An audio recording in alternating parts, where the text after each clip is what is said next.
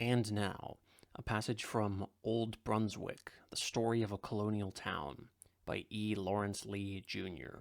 A visitor to the mouth of the Cape Fear River in early 1725 would have found an uninhabited wilderness.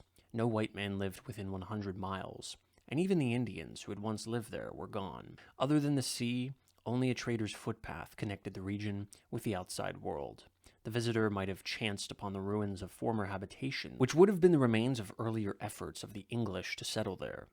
In the 1660s, several groups attempted to establish a settlement along the river. Apparently, these ventures were ill-planned and resulted in much suffering and hardship.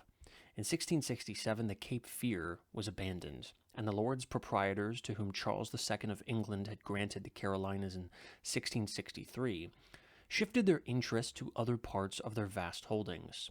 The infant settlement of Albemarle in northeastern North Carolina was encouraged by them, and to the south, at the confluence of the Ashley and Cooper rivers, Charlestown was founded. In order to concentrate population in these two areas, the proprietors prohibited settlement within 20 miles of the Cape Fear River. From the opening of the 18th century, however, circumstances were developing which were to turn the eyes of Englishmen again to the Cape Fear. England, as a maritime nation, was dependent upon a constant supply of naval stores, which for years she had obtained from the Scandinavian nations. During Queen Anne's War, difficulties were encountered in obtaining these supplies, and she turned to her American colonies as a more dependable source. The colonial producers were granted bounties to offset the advantages of experience and shorter hauling distances enjoyed by the Scandinavian states. At first, it was expected that American production would center in New England, but the milder climate and longer growing season of the South caused attention to shift to that section. The Cape Fear region was ideally suited to the production of naval stores in the form of pitch, tar, and turpentine. Vast acres of pine trees provided the raw material, and a network of navigable streams, with the Cape Fear as the main artery, made the exploitation of these resources possible. Among the far-sighted men who saw the potentialities of the region were George Burrington and Maurice Moore. Burrington came to North Carolina as governor in January 1724, and before the end of 3 months, he had arbitrarily lifted the proprietor's ban against settlement on the Cape Fear. The following winter, he went there at the head of several exploratory parties which sounded the river inlet and channel and otherwise prepared the way for occupancy. With the physical and legal impediments to colonization removed, the settlers entered with Maurice Moore in the lead. Moore was a member of a wealthy and influential South Carolina family who came to North Carolina in 1713 to assist in putting down the Indian insurrection. He remained and married the daughter of Alexander Lillington, and through this union became connected with many of the most prominent families in North Carolina. Because of his connections in both provinces, he was able to influence a number of people to settle on the Cape Fear. Among those who came from South Carolina were his brothers, Roger and Nathaniel Moore, and Eleazar Allen and William Dry. From the Albemarle section came Edward Mosley, John Porter, John Baptista Ashe, Cornelius Harnett the Elder, and others. Unlike the usual frontier immigrant, these men were not the poor and downtrodden seeking relief from oppression.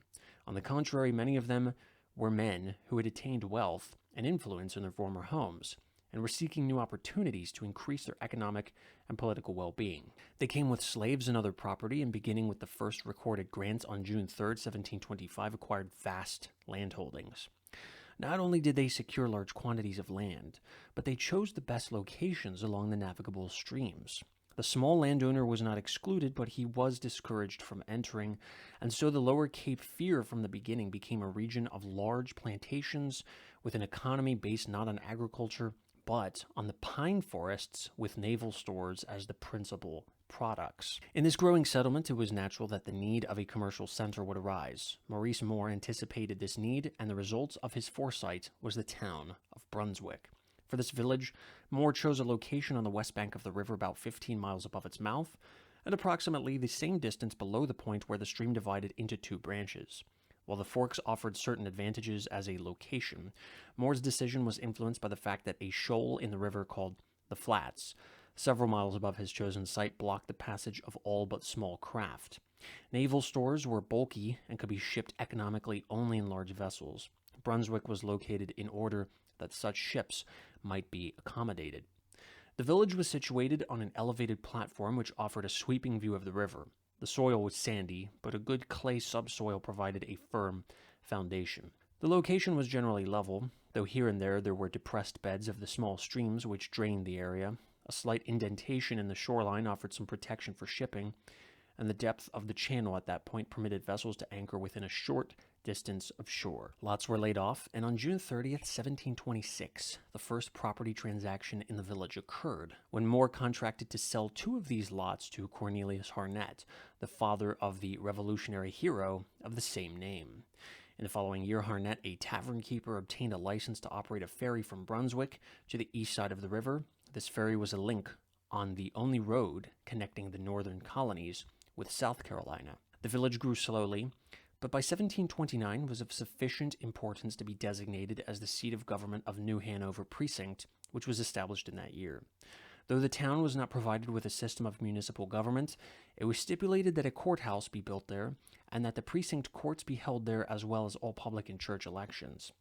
With this, the village became the commercial and political center of the new settlement, but it was not long before a rival community began to develop a few miles upstream.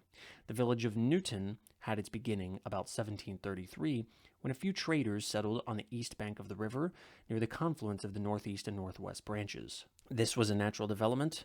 In early America, there were few roads, and those that did exist were inferior and often impassable. Water transportation went far to offset this deficiency, and all who could settled on or near navigable streams. The Cape Fear, with its many tributaries, served as a network of water highways, and the point where the 2 branches of the river met was the logical trading place for the people who settled along these streams. Though large vessels could not proceed that far upriver, ships from the other North American colonies and from the West Indies could, and so it was the center of local trade that Newton began and grew. As time passed, a bitter rivalry developed between the promoters of the 2 communities, but the die was cast in favor of the Newton faction when Gabriel Johnson arrived in the fall of 1734 to succeed Burrington as governor. Johnson acquired a lot in Newton as well as a tract of land adjoining the village, and openly favored its development as opposed to that of Brunswick. The climax of this rivalry came in February 1740 when Newton was incorporated as Wilmington. As a result of this action, the seat of government of New Hanover County was transferred to Wilmington, as were all port officials. From this time on, Wilmington was the center of the lower Cape Fear. It was apparent to many persons whose scope of mind transcended mere political rivalry that this concentration of interest on Wilmington was a narrow policy. To them, it was obvious that the continued existence of Brunswick as a deep-water harbor was of vital concern to the whole region. A well-populated port capable of furnishing adequate supplies and protection from enemy raids was the best means by which the entry of large vessels could be assured. The realization of this fact resulted in several steps being taken to encourage the growth of Brunswick. The port officials who moved to Wilmington in 1740 were transferred back to Brunswick. This meant that all Cape Fear shipping was required to enter and clear at the lower town. 1745, the General Assembly passed an act which contained provisions to strengthen property titles in the village, to govern its physical appearance, and to control moral conduct within its limits. A commission was appointed to administer the terms of the act, but this was not a municipal governing body in the commonly accepted sense of the term. Instead, it was a self-perpetuating body with restricted authority. In 1766, the law was modified to allow the election of the members of this group by the inhabitants, but their powers remained the same. This was the closest the village ever came to attaining local government. Other important factors in the political development of the town were the receipt of the right to representation in the lower house of the General Assembly in 1757, and its designation as the seat of government of Brunswick County upon its establishment in 1764. The right of representation was shared with only 7 other North Carolina towns, and as a county seat, Brunswick again became a political center of some importance. In view of these conscious efforts to promote the importance of Brunswick, it is interesting to note that the most significant political phase of the town's history came about simply because the royal governors of North Carolina chose to make their home there from 1758 to 1770. North Carolina had no established capital at that time. The General Assembly meetings were held alternately at Wilmington and New Bern, but Brunswick, more than any other place, might be termed the executive capital of the province during that period. Regardless of Brunswick's political status, its accessibility was its greatest asset, and upon this, its being rested. The port of Brunswick, which also included Wilmington, was the largest port in North Carolina. In terms of tonnage, about two-thirds of the shipping of the port used the harbor facilities of the town of Brunswick, with the balance going to Wilmington. Though the two towns were separated by only a few miles, there was a wide divergence in the nature of their commerce. Generally speaking, almost all of the shipping from Brunswick went to England, while that of Wilmington was about equally divided between other North American colonies and the British West Indies. As already stated, the economic foundation of the Cape Fear was based on the products of the forest, which consisted of naval stores, lumber, and livestock. This last category is so classified because the pine mast, acorns, and wiregrass of the wooded areas furnished the chief source of feed for the animals. Contrary to popular opinion, little rice was exported. In fact, the region produced little other than the staples noted above, and there seems to have been relatively little land cultivated. Pitch, tar, and turpentine were by far the chief exports. In the years immediately preceding the Revolution, almost half of the American exportations of these products were shipped from the Cape Fear. Almost the entire amount went from Brunswick to England. In the light of this fact and the English dependence on naval stores, it can be seen that the town was one of the strategic harbors of the British American colonies. In general, the lesser products were shipped in vessels that could proceed to Wilmington, and undoubtedly, most of them did so. This assumption is based on the more central location of Wilmington and the fact that it was a bigger town with larger merchants residing there. The staple products of the Cape Fear furnished cash with which to buy goods produced elsewhere, and as a result, the Cape Fear always depended on the outside world for such goods as cloth, clothing, furniture, household utensils, hardware, gunpowder and shot, stationery, medical supplies, glass, spices, salt, tobacco, beer, rum, various foods, and numerous other things which served to make the lives of the people more complete and enjoyable. Even hay for livestock was brought in sizable quantities. The lack of domestic manufacturing with its attendant labor population retarded the growth of Brunswick and of Wilmington as well.